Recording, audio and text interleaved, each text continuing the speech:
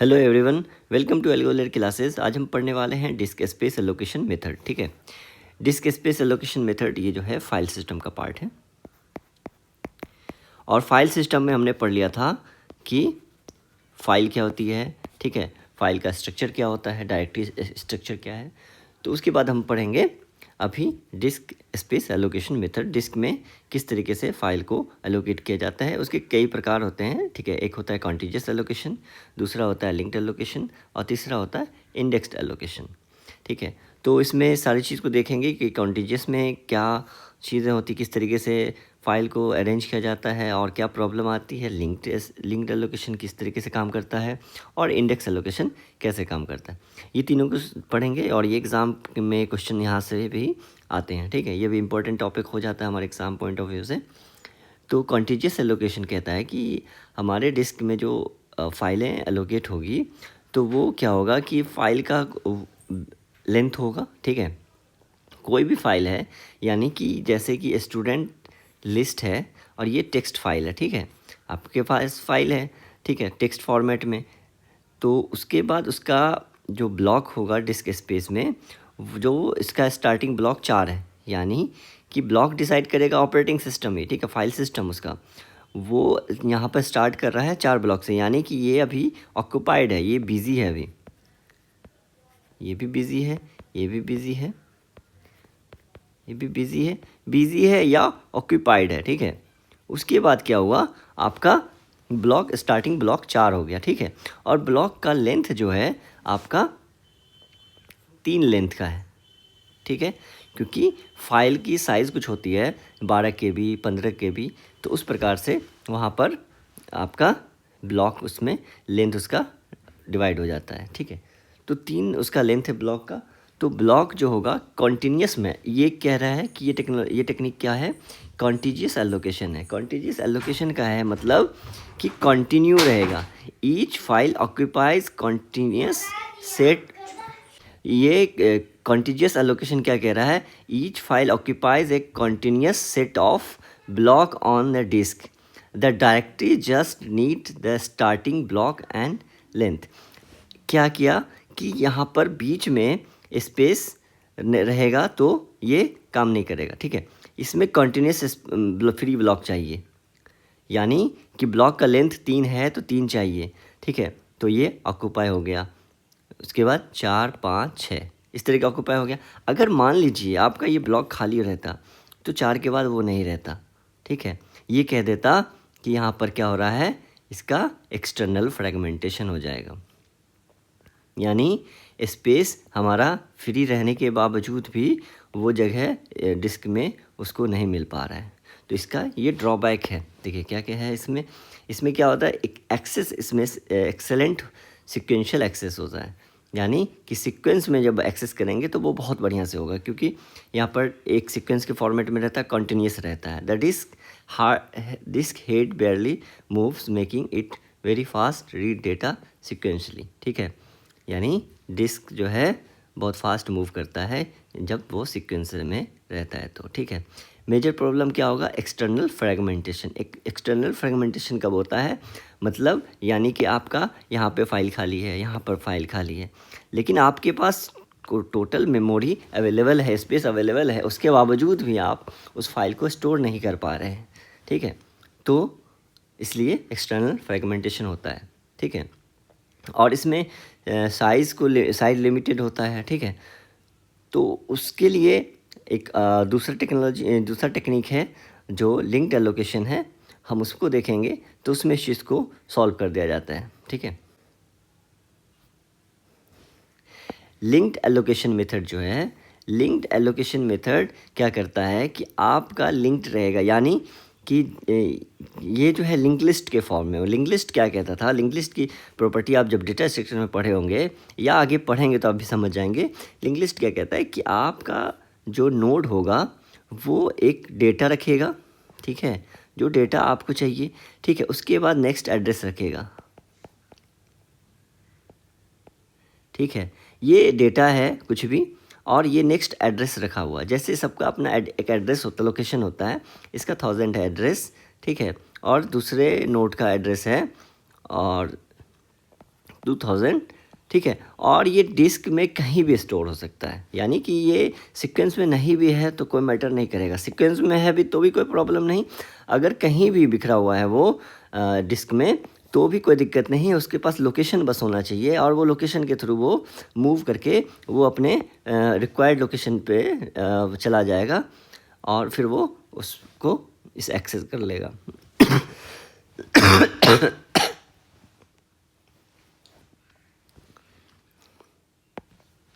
ठीक है, तो लिंक्ड एलोकेशन मेथड जो है ये कहता है कि the file is linked list is scattered disk block, each block store data and pointer to the next block.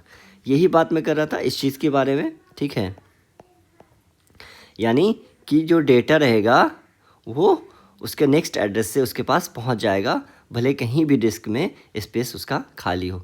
तो यहाँ पर क्या होगा, जिस वजह से एक्सटर्नल फ्रेगमेंटेशन इसमें नहीं होगा, जो कि आपका कॉन्टिजियस में एक्सटर्नल फ्रेगमेंटेशन होता था। क्यों होता था?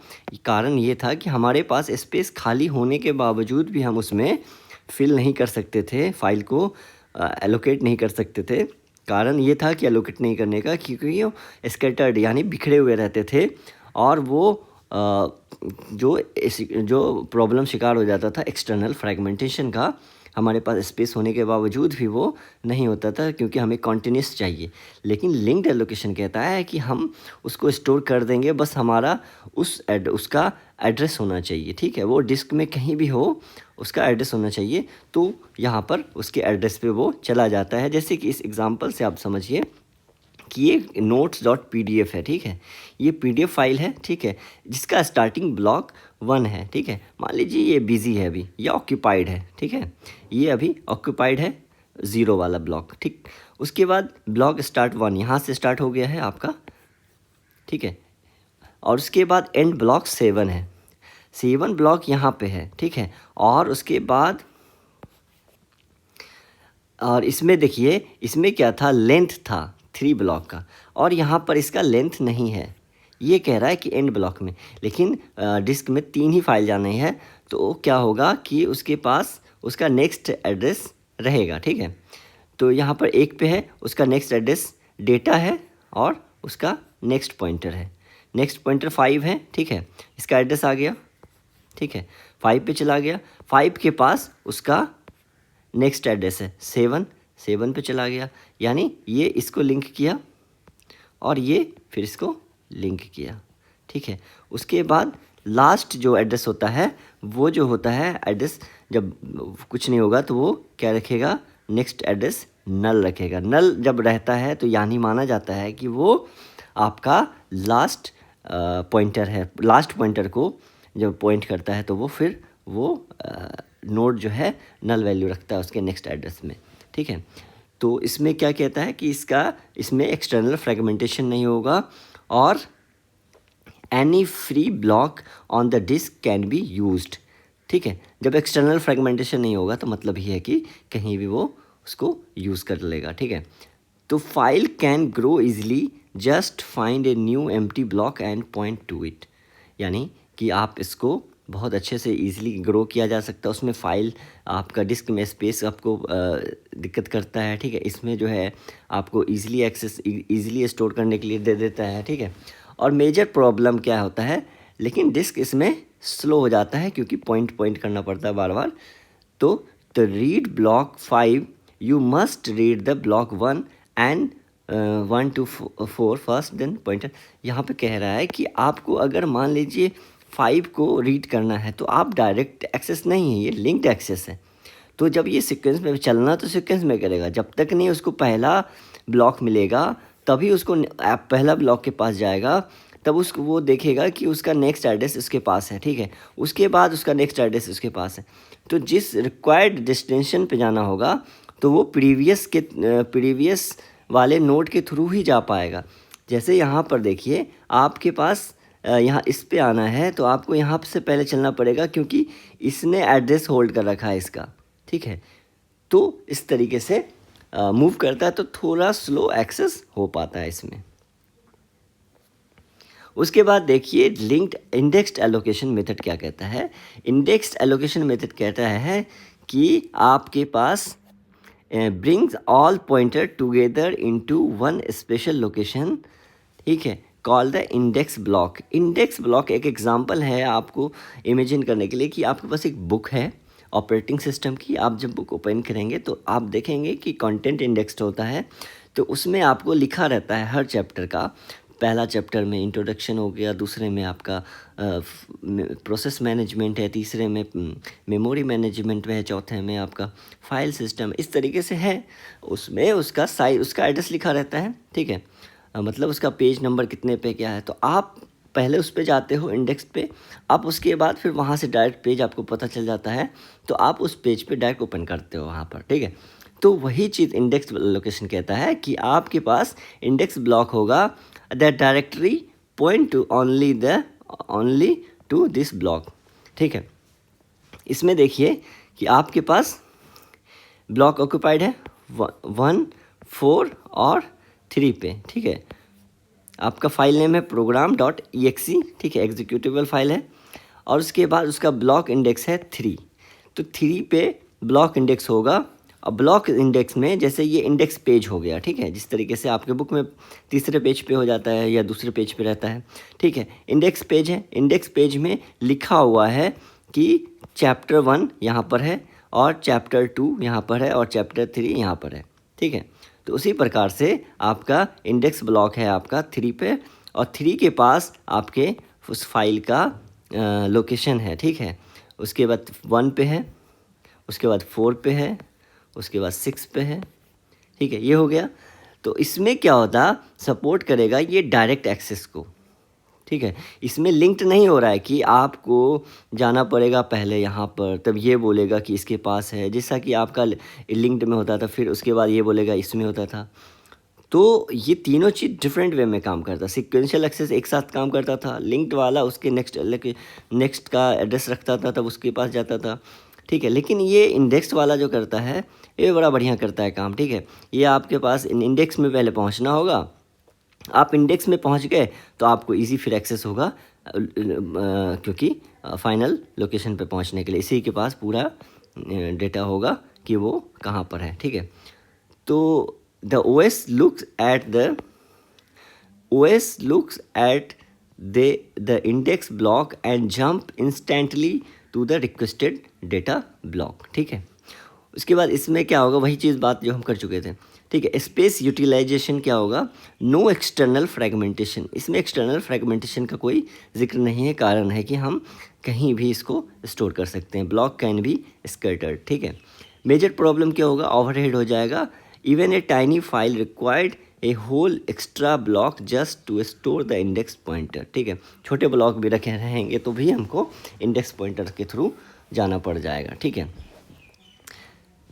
तो इसका जो आपको डिस्क स्पेस एलोकेशन समझ में आ गया होगा किस तरीके से होता है। 3 तरीके से होता है, कॉन्टिजियस होता है, ठीक है, उसके बाद लिंक्ड होता है और इंडेक्स होता है। आपको रिवाइज करना होगा, ये पीपीटी आपको प्रोवाइड कर दिया जाएगा टेलीग्राम पर भी, गूगल ड्राइव पर भी। मैं प्रीवियस वीडियो से बहुत सारा आपको पीडीएफ वगैरह आपको प्रोवाइड कर चुका हूँ, आपके एग्ज़ाम के लिए बहुत ज़्यादा इंपॉर्टेंट हो जाएंगे रिवाइज़ करने के लिए। तो बाकी आप मुझसे जुड़ भी सकते हैं टेलीग्राम पर, तो और वहाँ से जुड़िए, चैनल को सब्सक्राइब कीजिए ताकि आपको पूरा कंटेंट एग्ज़ाम के लिए मिल जाएगा, ठीक है। फिर देखते हैं डिस्क शेड्यूलिंग एल्गोरिदम, ये इम्पोर्टेंट हो जाता है। तो ये वैरी करता है कॉम्पिटिटिव एग्ज़ाम के ऊपर। जो एग्ज़ाम में ज़्यादा न्यूमेरिकल आते हैं उसमें इसका सीक टाइम पूछा जाता है, जो नहीं आता है वो उसमें थोड़ा सा सिंपल पूछा जाता है, ठीक है, कि एल्गोरिदम कौन सा यूज़ किया जाता है डिस्क शेड्यूलिंग एल्गोरिदम में। तो देखते हैं कि डिस्क शेड्यूलिंग एल्गोरिदम जो है वो उसमें उसका एल्गोरिदम जो है, एक होता है फर्स्ट कम फर्स्ट सर्व, ठीक है, दूसरा होता है शॉर्टेस्ट सीक टाइम फर्स्ट, तीसरा होता है स्कैन जिसको कहते हैं हम एलिवेटर, ठीक है। उसके बाद होता है आपका सी स्कैन, सी को सर्कुलर स्कैन, ठीक है। उसके बाद है एक है लुक, ठीक है, फिर सी लुक सर्कुलर लुक। तो हम 1 बाय 1 देखते हैं क्या चीज़ होती है। तो फर्स्ट कम फर्स्ट सर्व कहता क्या है, इसमें क्या है कि डिस्क के पास रिक्वेस्ट आया हुआ है कि इस पॉइंट पे आपका डिस्क हेड मूव करेगा, ठीक है। तो डिस्क स्टार्टिंग साइज़ दिया रहता है आपके उसमें कि 53 है, ठीक है। 53 आपका ये हेड हो गया, यहाँ पर आपका हेड है, ठीक है। हेड यहाँ से मूव करना शुरू करेगा, लेकिन फर्स्ट कम फर्स्ट सर्व इसमें एल्गोरिदम के हिसाब से मूव करेगा। आपके पास डिस्क में 0 से स्टार्टिंग हो गया और ये आपका एंड हो गया, ठीक है। तो 0 से लेकर 199 उसका लेंथ है 200 का, 0 से 199 और हेड है आपका 53 पर। तो फर्स्ट कम फर्स्ट सर्व क्या करेगा, जो नियरेस्ट आएगा वो चलना शुरू करेगा, ठीक है। पहले जो अराइव हुआ उसमें आप शॉर्टेस्ट नहीं देखेगा, उसमें सबसे बड़ा नहीं देखेगा, उसमें डिस्टेंस नहीं देखेगा, जो पहले आया उसको पहले मौका मिलेगा। इसलिए ही नाम इसका फर्स्ट कम फर्स्ट सर्व, जो पहले आया वो पहले पाएगा। तो 98 आया है, सीधा 53 से 98 की तरफ भागेगा, ठीक है, क्योंकि आपका इसी प्रकार से होगा। 0 से चलते चलते 53 पे आया, ठीक है, उसके बाद 53 से आपका 199 पे आया, तो मूव किया 98 पर। 98 के बाद फिर वो देख रहा है कि 183 है, 183 पे आ गया। फिर उसके बाद 37 है, फिर 37 पे जाएगा। फिर आपका 122 है, 122 पे गया। फिर आपका 14 है, 14 पे गया। फिर आपका 124 है, 124 पे गया। फिर आपका 65 है, आपका 65 पे गया। फिर आपका 67 है, 67 पे गया। तो आप समझ गए कि आपका और सीक टाइम होता है जो इसको टाइम इसका ड्यूरेशन लेता है, ठीक है। तो वो कैलकुलेट आप कर लीजिएगा, ठीक है, इसका सीक टाइम कितना आ रहा है। The simplest scheduling algorithm, the disk head service request in the exact order they arrive in the Q में जिस तरीके से वो अराइव होगा उसी प्रकार से वो उसको डिस्क में मूव करेगा, ठीक।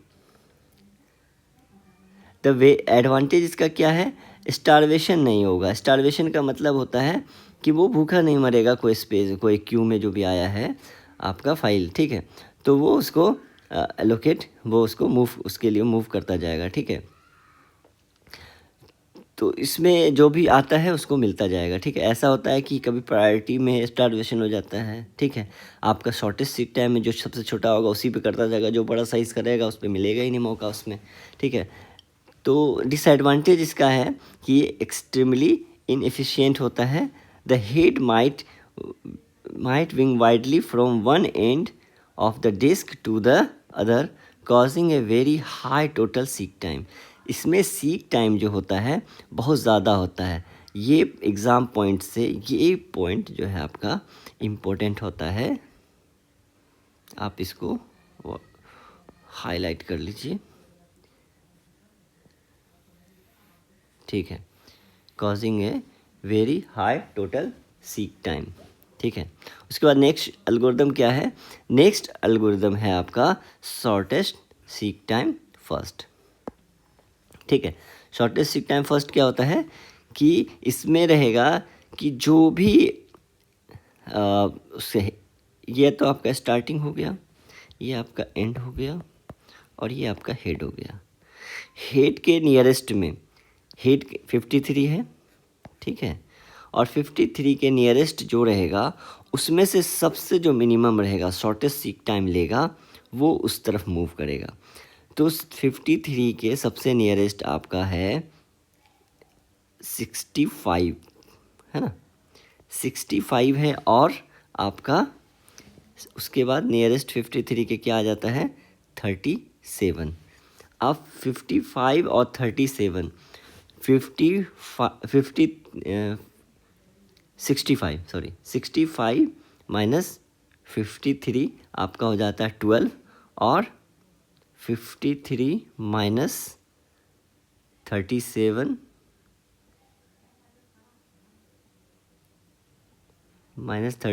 हो जाता है 16। तो 12 और 16 में क्या होगा छोटा, तो 12, तो यानी आप 65 की तरफ मूव करेंगे, ठीक है। तो 65 हो गया। अब सीक टाइम हमारा अब हमारा है यहाँ पर है हेड 65 पर, ठीक है। तो 65 के बाद अब चेक किया जाएगा कि उसका नियरेस्ट क्या है। 37 तो बाद चला गया, तो बहुत दूर है, इसके सबसे नियरेस्ट 67 है, शॉर्टेस्ट सीक टाइम है। तो वो आपका अभी पॉइंट कर रहा है किस पे, आपका पॉइंट कर रहा है 67 पर। 67 के बाद फिर चेक करेगा कि आपका कौन सा नियरेस्ट है। तो मिनिमम में आता है आपका 37 और 14 तो नहीं होगा, उससे नज़दीक तो 37 है, और उसके 98 तो होगा ही नहीं, 98 दूर है, ठीक है। तो आपका 37 पे जाएगा, ठीक है। इस तरीके से मूव किया 37 पे। 37 के बाद उसका नियरेस्ट आपका 14 है, 14 पे जाएगा। फिर उसके बाद 14 भी हो गया और 37 भी हो गया। उसके बाद बच रहा है आपका 98, 183 और 124। तो अब 122 है, तो सबसे नियरेस्ट आपका 14 के बाद 98 ही है, तो 98 पे आएगा। और फिर 98 के बाद 122, 124 और 183। तो इस तरीके से शॉर्टेस्ट सीक टाइम जो है, शॉर्टेस्ट सीक टाइम कैलकुलेट होगा, ठीक है। The disk head always choose to service the request that is closest, ठीक है। जो सबसे क्लोजेस्ट रहेगा उसको हेड चूज़ करेगा to its current position, minimizing immediate travel time, ठीक है। उसके बाद इसका एडवांटेज क्या है, मच फास्टर दैन FCFS। ये FCFS से ज़्यादा फास्टर होता है, ये एग्ज़ाम पॉइंट में इम्पोर्टेंट है, ठीक है। और उसके बाद reduce the total head movement, ये रिड्यूस करता है टोटल हेड मूवमेंट को, ठीक है। डिसएडवांटेज क्या है, इसमें स्टारवेशन होने का चांस हो जाता है कि क्या होगा कि अगर if request keep arriving near by request that are far away may wait for ever, अगर नियरेस्ट वाला ही रिक्वेस्ट करता रहेगा और उसे ही मिलता जाएगा चांस, तो जो बहुत दूर है उसको मौका ही नहीं मिलेगा। तो इस कारण जो है वो उस किस कंडीशन में चला जाएगा, स्टारवेशन कंडीशन में चला जाएगा। तो शॉर्टेस्ट सीक टाइम जो है वो सफ़र करता है स्टारवेशन से, जबकि फर्स्ट कम फर्स्ट सर्व जो है वो स्टारवेशन से सफ़र नहीं करता है। लेकिन शॉर्टेस्ट सीक टाइम जो होता है फास्टर होता है किससे, FCFS से, ठीक है। अब नेक्स्ट में है कि आपका स्कैन क्या होता है। स्कैन को हम एलिवेटर एल्गोरिथम कहते हैं, लेकिन इसमें क्या होता है, इसमें अलग डिफरेंट है। इसमें क्या कहानी कहा गया है कि पहले जो आपका डिस्क का फिज़िकल एंड है 0 से स्टार्ट हो रहा है, स्टार्टिंग हो गया आपका 199 पर एंड हो रहा है, तो वो क्या करेगा, मूव करना शुरू करेगा हेड से लेकर आपका चलता जाएगा कहाँ तक, एंड तक, ठीक है। ये कह रहा है कि just like elevator the head sweeps back and forth across the disk servicing request along the way until it hits the physical end 0 और 199, ठीक है। 0 तक या 199 तक जाएगा, ठीक है। लेकिन यहाँ के केस में पहले मूव तो करेगा हेड के बाद 65 की तरफ, ठीक है। तो 65 की तरफ इस तरफ मूव किया तो फिर वो 199 तक जाएगा, देन रिवर्स, तब उसके बाद फिर वो रिवर्स होगा और अपने किस पे आएगा, जो नियरेस्ट आपका क्यू होगा, ठीक है। तो यहाँ पर देखिए मूव करना शुरू किया आपका 53 से 65 की तरफ, 65 से 67, फिर इसकी तरफ से मूव करता ही जाएगा, ठीक है। मूव करता हुआ आपका पहुँच गया 183। 183 इसका लास्ट है, 183 के बाद कोई भी क्यू में नहीं है, ठीक है। उसके बाद एंड आपका लेकिन 199 पे है। कहा गया है कि स्कैन में जो है एंड होगा एंड डिस्क के एंड तक। डिस्क के एंड तक स्कैन हो गया, उसके बाद फिर ये रिवर्स होगा। तो रिवर्स होने के लिए सीधा जाएगा आपका जो उसके नियरेस्ट आएगा 37 और 14 पे। 14 पे आने के बाद रुक जाएगा, ना कि वो कहते हैं कि यहाँ तक 0 तक जाएगा, ये नहीं जाएगा। ये आपका सी स्कैन में नहीं होता है, ये आपका आगे देखेंगे कि किस में होगा, ठीक है। तो ये चीज़ नहीं होगा, बस यहाँ पे ही आपका हो जाएगा ये, ठीक है। तो एडवांटेज क्या है, एलिमिनेट द स्टारवेशन। तो ये जो भी प्रॉब्लम आती थी शॉर्टेस्ट सीक टाइम में, ये उसको यहाँ पर एलिमिनेट कर देता था, ठीक है। And provides a better variance in the response time than shortest seek time first. अब ये देखिए हर कोई बेटर होता जा रहा है। यहाँ पर FCFS से बेटर था आपका शॉर्टेस्ट सीक टाइम, लेकिन स्कैन जो हो गया वो रिस्पॉन्स देता है आपका शॉर्टेस्ट सीक टाइम फर्स्ट से भी बढ़िया, ठीक है।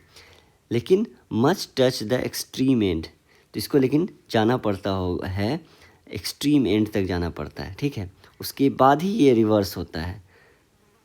तो भले इसका नियरेस्ट रिक्वेस्ट रहेगा प्रीवियस बैक साइड में, ठीक है, तो भी ये मूव नहीं करेगा। यानी कि आप इस तरीके से मूव कर रहा है तो ऐसे ही मूव करता जाएगा 199 तक, तब जाके वो रिवर्स होगा, ना कि ये ऐसे ऐसे मूव करेगा, ठीक है, चाहे उसका रिक्वेस्ट क्यों ना हो, ठीक है। अब देखेंगे कि सी स्कैन क्या होता है। कि सी स्कैन जो होता है वो स्कैन का ही सर्कुलर है, लेकिन यहाँ पर क्या हो रहा है कि यहाँ पर ये हो रहा है कि आपका मूवमेंट होगा हेड के बाद, ये तो स्टार्टिंग हो गया, ये एंड हो गया, ठीक है। ये स्कैन मूव करता गया करता गया करता गया और ये पहुंच गया 199 तक, ठीक है, 199 तक पहुंच गया। उसके बाद क्या करता था स्कैन में ये डायरेक्ट जाता था, जैसे 14 है तो आपका यहाँ पे पहले 37 पे गया, फिर 14 पे गया, ऐसे जाता था। लेकिन ये क्या किया इसमें कि ये जो रहेगा ये डायरेक्ट यहाँ से जंप कर जाएगा आपका सीधा 0 पर, ठीक है। 0 पर जंप कर गया, यानी कि ये स्पेस जो है सीक टाइम में काउंट नहीं होगा, डायरेक्ट यहाँ से जंप हो जाएगा। मान लीजिए ये जंप हो रहा है, ठीक है, 0 पे, ठीक है। उसके बाद फिर वहाँ से मूव करना शुरू करेगा 14 पे और 37 पे, ठीक है। तो वही चीज़ यहाँ पे कह रहा है कि the head only service request into one direction. When it reached the end, it quickly jumped back to the beginning cylinder 0 without servicing the anything and return trip, ठीक है। और उसके बाद फिर वो अपने रिटर्न ट्रिप को काउंट करता है, ठीक है। और इसमें it provides a more uniform waiting time, ठीक है। और इसमें एग्ज़ाम पॉइंट से आप इसमें नोट कीजिए कि ये पॉइंट जो है आपका ये वन डायरेक्शन में मूव करता है, ठीक है।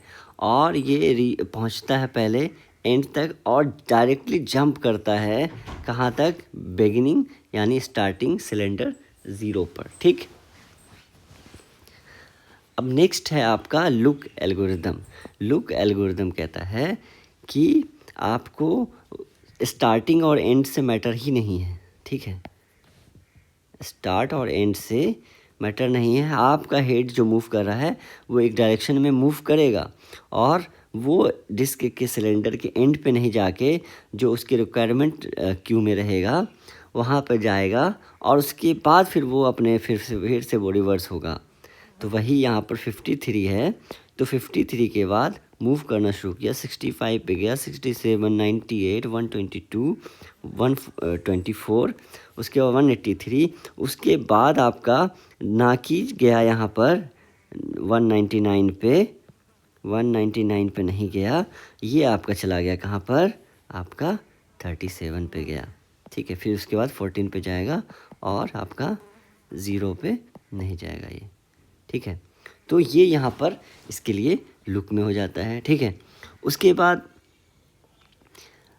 आपका सी लुक क्या है, सी लुक भी है सर्कुलर लुक। उसमें क्या करेगा आपका 53 से चलना शुरू किया और जैसे आपका 83 पे पहुंचा 199 तो जाना ही नहीं है क्योंकि लुक में इस प्रकार से नहीं होता है, वो स्कैन में होता है, ठीक है। यहाँ पे तो जाना ही नहीं है। उसके बाद यहाँ से जंप करेगा, यानी ये सीक टाइम नहीं ले रहा, ये जंप कर रहा है यहाँ पे, ठीक है, ये जंप कर रहा है। जंप करने के बाद वो 0 पे भी नहीं जाएगा, वो नियरेस्ट पे जाएगा, मिनिमम पे जाएगा। उसके बाद 14 पे गया और उसके बाद 37 पे पहुंचा।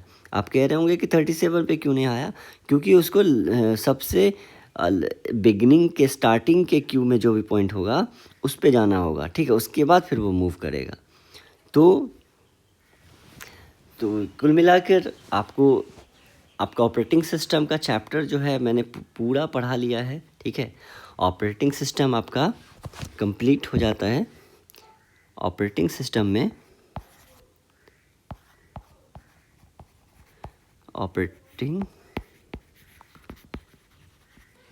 पहले मैंने पढ़ा लिया था आपको इंट्रोडक्शन,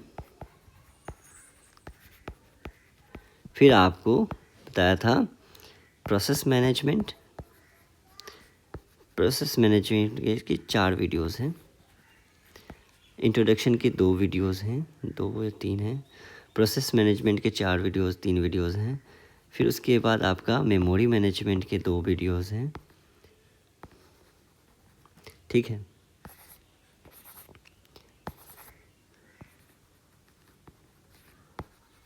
मेमोरी मैनेजमेंट के, और उसके बाद आपका फाइल सिस्टम है। आप इतना पढ़ लेते हैं, आपके कॉम्पिटिटिव एग्ज़ाम के पॉइंट से ये बहुत ज़्यादा इम्पोर्टेंट हो जाता है, बहुत ज़्यादा सही है। जब मैं नेक्स्ट में ऑपरेटिंग सिस्टम का MCQ क्वेश्चन लाऊंगा 50-50, ठीक है, या तो 100 क्वेश्चंस होंगे या 50 क्वेश्चंस होंगे, वो भी मोस्ट इम्पोर्टेंट क्वेश्चंस होंगे, जिससे आपका और भी कॉन्सेप्ट क्लियर हो जाएगा। और जब थ्योरेटिकल कॉन्सेप्ट देखेंगे तो आपको लगेगा कि क्वेश्चन इसी PPT स्लाइड्स से भी मिल रहे हैं। तो आपको ये स्लाइड्स वगैरह PPT, आपको स्टडी नोट्स वगैरह आपको गूगल ड्राइव, टेलीग्राम चैनल पर मिल जाएगा। तो ठीक है, आपको नेक्स्ट क्लास में मिलते हैं, ठीक है। All the best. कैसी चल रही तैयारी, और आप कमेंट ज़रूर कीजिए क्या प्रॉब्लम है, क्या चीज़ है।